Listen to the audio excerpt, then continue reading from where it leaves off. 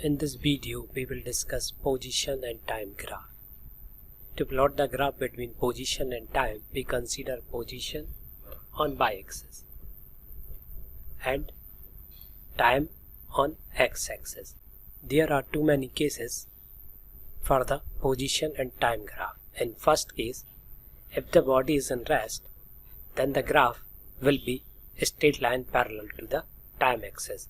In second case, then when the body will be in uniform motion, position time graph is also a straight line but not parallel to any axis. It makes an angle with positive direction of the x-axis. The graph plotted between position and time for uniform motion will be according to the given figure.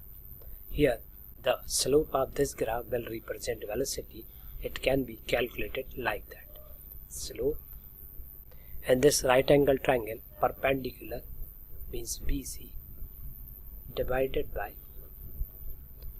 base means AC. The ratio of perpendicular and base represents slope.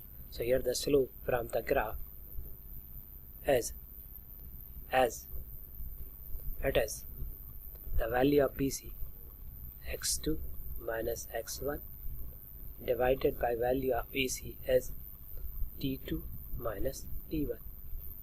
It can be written as del x divided by del T.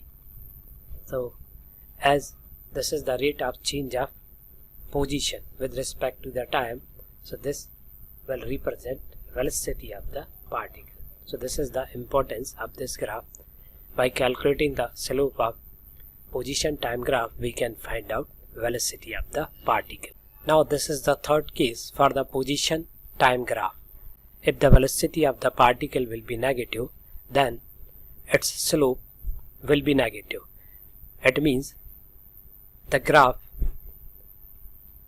makes an angle more than 90 degree with the positive direction of the x-axis.